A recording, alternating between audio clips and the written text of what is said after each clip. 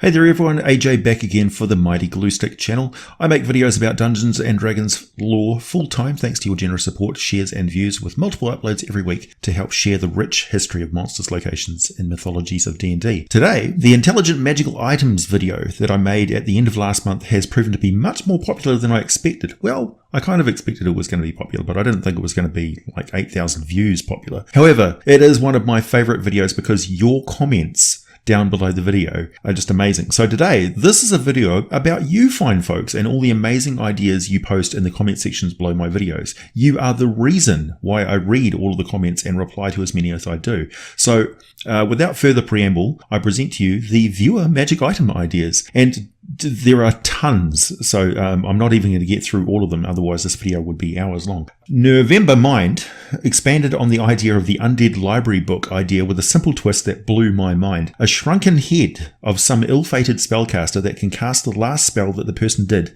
before they were killed and subjected to a foul ritual. That is some functional, grisly decorations for your powerful necromancer for sure, and little shrunken heads that can cast spells like scrolls. The Arden Helm posted his idea for a magical drift globe that communicates by shifting colours and projecting emotions with some additional special powers as well. So an empathic, intelligent item, normally a happy blue, it becomes yellow when scared and projects a nervous feeling that gives allies advantage on on initiative rolls. When worried for the health of an ally, it glows green and projects a healing energy field that provides some regeneration to those friends within it. When angry, it glows red and is capable of firing a scorching ray. This reminds me of one intelligent recurring magical artifact in my games called Tink. Basically a nearly featureless metal sphere, a bit larger than a basketball, that has 4 simple mechanical legs. It communicates by tapping, or going tink tink tink, that's hence the name, pointing and even drawing pictures in the dirt, but has no other special abilities as far as the player characters know, although he is capable of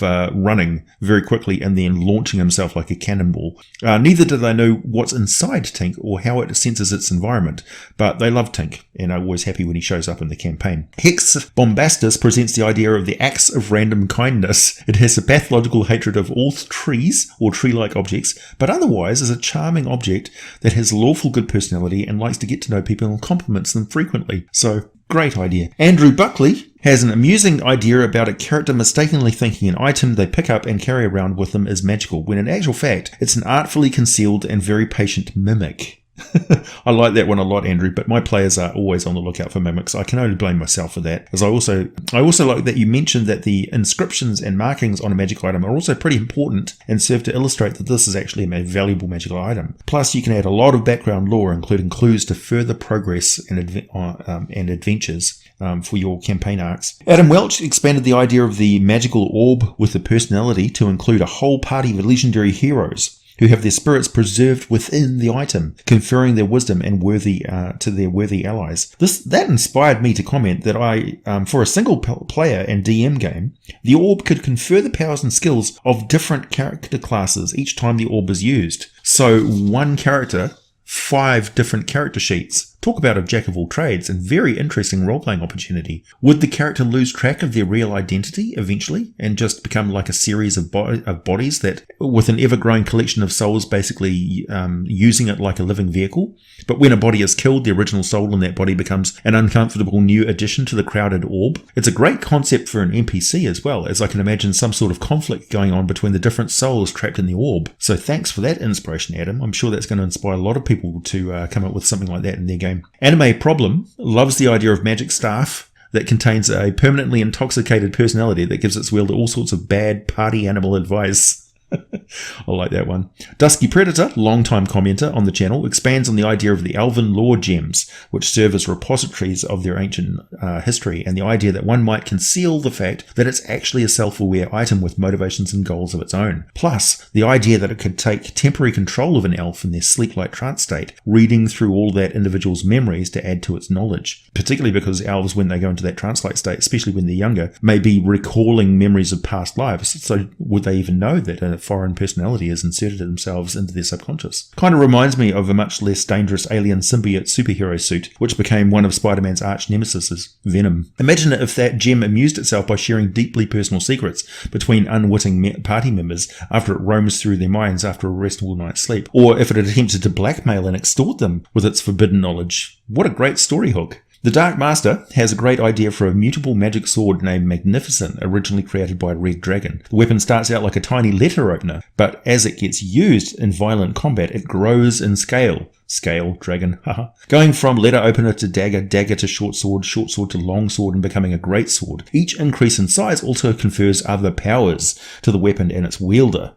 However, as soon as it is no longer used for violence, it shrinks back down again, eventually returning to the state of a simple letter opener. Also, the weapon is intelligent, and its intelligence plus its megalomania also increases with its size, as does its bloodlust. So definitely a draconic themed item, because they certainly get bigger and larger and grow in power as they grow in size. Wolf Nerd, great username by the way, created a magical sentient sword of vengeance that has the power to absorb the magical traits and abilities of other magic items. However, it was also a bloodthirsty executioner sword that absorbed the personality of things that it killed. So it was a collective of the most vile, deceitful parts of them, resulting in an unpleasant personality that was jealous of more powerful magical items and sought to make its wielder more powerful and renowned by any means necessary. A great concept for a powerful but problematic item. Koosh138 asked about the implications of a magical intelligent potion vial that knew how to make certain magical potions. This is a brilliant solution to the problem of how to provide more healing potions to a party when they're far from any place that they're available to purchase. Plus, the search for just the right ingredients could lead to further adventure, and perhaps the potion vial knows how to make other types of potion, but only gives them the right information and the right time at the right time in your campaign. So, they could make a polyjuice potion, but it's going to take 12 hours, and the herb for this polyjuice potion is only located in that secretive tower over there, where it grows on a specific type of rock that was used in the masonry in the ancient elven empire of Kamswadar or whatever. Another helpful sentient item was presented by NX-Man in the form of a rapier sword with the mind of a doctor. It can help the player characters to identify how some non-player character was killed if they're investigating a murder, for instance. Also, the sword can give instructions on how to land the most lethal strikes, with comments like, "Straight into the deltoid," and quips like, "I believe 2 weeks of rehabilitation for this fellow after that cut." Who doesn't love a weapon that cracks jokes and actually helps with the hit rolls in a less mechanical way? He also mentions his idea for a cursed hand crossbow, which makes the wielder believe they're invincible. They believe they're invincible. Also, a magical staff that seems to provide additional spell slots to the caster who holds it, but they're actually burning through their hit dice pool, and the next rest they take and discover, sorry, no hit dice left to spend on recovering your hit points, you use them all up in casting those extra spells. This is a great idea because it's both a mean trick to play on the character the first time it happens, but they get a pretty useful and easy to understand magical item out of it anyway. So, other ideas include a healing potion that does heal the character, but the process causes excruciating pain that requires a saving throw versus temporary madness. I like cut-price consumable items that are cheap for a reason. There's also the chance to pick up a discounted intelligent item, such as Frost Wolfpack and Pixel Demon, both talking about the experience with shields that go out of their way to attract incoming attacks, even to the point that they'll cry out in pleasure from getting sorely abused. So not so bad if you're a well-protected martial fighter class, but not so great if you're interested in any kind of stealth with these masochistic shields that actually invite damage. Envision a Will reminded us of the unique Grisgol, which is basically a golem made out of discarded scrolls, animated by the leftover energy traces that cling to the scrolls after their incantations have been read off them, wiping the scroll mostly blank. He also paints a great picture of a sentient scroll that is most upset when the spell inscribed on it is cast, and it's morose until someone scribes a new spell onto it.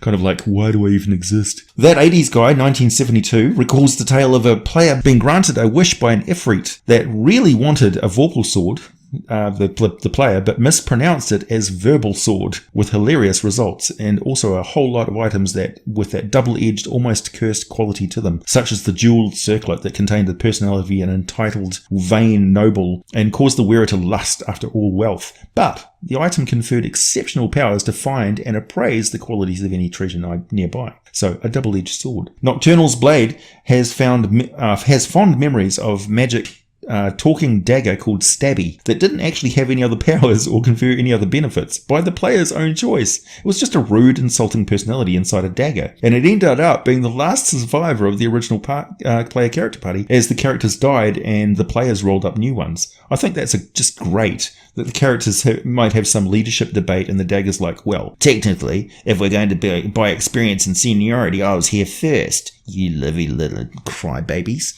So, great. I love I love items with personalities like that. Puck shrieks them, said that he has an entire kingdom of sentient animated objects, most being ordinary citizens going about their day-to-day lives, but as tables and chairs and candlestick holders and teapots. A few are actually magical items with special powers and abilities though. I really like this idea and can easily imagine this being a life after death service that can be purchased like an insurance policy, particularly in any setting where divine resurrection is unreliable, is very rare or extremely problematic. There could be a thriving trade in the recording and transfer of personality and memory from the living or recently departed. You might have a range of price options, the super deluxe animated magical items, basically something like a Warforged, and then down in scale to a more mechanical golem, and down all the way to somewhere miserable like a sentient chamber pot or door handle. Perhaps sentient magical items would seek some way to actually earn money in order to one day afford an upgrade. I imagine there could be such a thing as a punishment as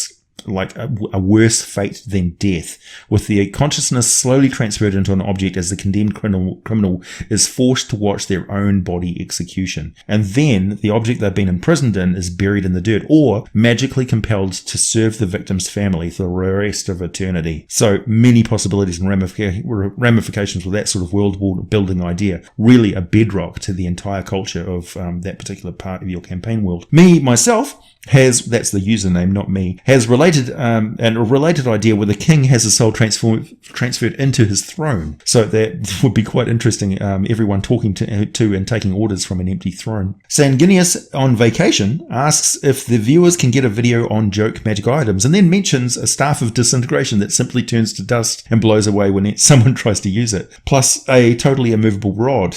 Think about it, that when activated just locks onto a point of space-time and seems to tear off in a set direction, as the planet itself is actually moving at around 67,000 miles per hour all the time. Suddenly, this rod makes a sonic boom as it instantly comes to a dead stop, perhaps exploding as it impacts the ground at 67,000 miles per hour. It would be very unfortunate if the character was wearing a harness that attaches them to the rod, as they would be torn apart from the g-force of acceleration and very quickly be speeding across interplanetary wild space. I like the idea of magic potions that make the drinker invisible only to their own eyes, or a potion of charisma that actually just boosts the drinker's false sense of self-worth and confidence, or a ring of anti-magic that simply makes it very difficult for the wearer to even notice any obviously supernatural thing, and even when they do, they think it's some sort of obvious fraud, and they will not rest until they've debunked the scam for what it is. It's not a fireball, it's just a light show. That was already on fire. In my own campaign, I had a malfunctioning slightly moving rod that has proven so popular it's now a magical item made deliberately, not just accidentally. I also had a malfunctioning bag of holding that, instead of holding a contained link to some extra dimensional space, actually bound itself to some random ordinary guy from a parallel dimension. The poor dude. The bag looked like the real deal, but didn't but did nothing special unless someone turned the bag inside out, at which point the bag would become the inside out man. He would sometimes appear soaking wet wearing a bath towel, very annoyed at being ripped out of his own reality at the time, or he had like a set of golf clubs with him. Of course, he had some great uses, and even though he would not move around on his own accord because his feet were in a bag, he could actually do some quite cool stuff. Like he would take an object with him, anything that he could carry back to his parallel dimension with him. So he was quite accommodating, really. He was a nice guy for safekeeping, you know. And at one point in the campaign, the players shoved the bag onto a pure adamantium pole, and there was a tremendous grinding as the pole extruded into the parallel dimension, and the inside out man was slicing discs off it with some sort of power tool on the other side, storing them for the player characters like frisbees of adamantium. I didn't actually think that they would be able to do that, but when they came up with the idea, I said, sure, absolutely. And they became quite wealthy, although unfortunately that adamantium got stolen from a warehouse later on. Potentially there was some very few limits on the amount of stuff that could be stored by the Inside Out Man in his parallel dimension. Plus the players really enjoyed interacting and learning about the Inside Out Man's world. because they could never see it. He would just describe it, and they could sort of confer what was going on whenever they summoned him. Race Kitty has a great idea for a Lich's phylactery that actually contains the good side of an undead spellcaster's soul. This personality contains all the knowledge of the Lich, but is a really good person and befriends the player characters, actively helping out as much as it can. Unfortunately, the secret to destroying the evil Lich is, of course, destroying the phylactery. So many great comments and ideas. Honestly, I think I could keep going back to this topic and present both my ideas and those of you, the viewers, that you contribute, because I don't think I'm even halfway through all the great stuff posted on the Magic Items video. You should certainly go and check it out. It is 100% guaranteed to give you some great campaign ideas. So if you want me to, I will continue to have videos like this where I go back and present the ideas that you have, because I do actually read them all and pay attention, and they are really worth sharing. I get as much out of the comment section as you do, I swear. Also, I just wanted to wish a happy 1 year YouTube anniversary to Josh at the Arcane Forge channel, who puts out excellent illustrated monster lore videos every week on Monday. Here is to another year of great content, Josh. Well done, well deserved, and enjoy your holiday over in the States. If you like the sort of videos I make, you will most likely really dig the ones that Josh does. I know that I do, and I'm one of his Patreon supporters. Also, the logo for my YouTube channel was designed and illustrated by Josh, so thanks again, my friend. Just a reminder, if you've not subscribed already, feel free to do so, and be sure to hit that notification bell as I upload from the other side of the world sometime in your future. For access to all the scripts and 1 week advance access to my rambling videos, actually over 1 week's access to my rambling videos, consider becoming a patron of the channel on Patreon for a minimum of just $1 per month, and join the community on our Discord server. Come say hi, grab some games, read some sick memes. Also, if you want to pick up a new video game at a significant daily discount, there's a new game every day down in the link on for Chrono. There's also the Patron Blades if you want to pick up a subscription to the really smooth shave. I tried those out before I agreed to include the link, but yeah, I can attest that product's really good. And also, I've already gotten a paycheck from those guys, so thank you very much, everybody who has been using that link. It's much appreciated, and it's a really good return to me. I just wanted to let you know. So link down below in that video description text. As always, thanks for listening, and I'll be back with more for you very soon, and I hope you're back with more for me in the comment section down below.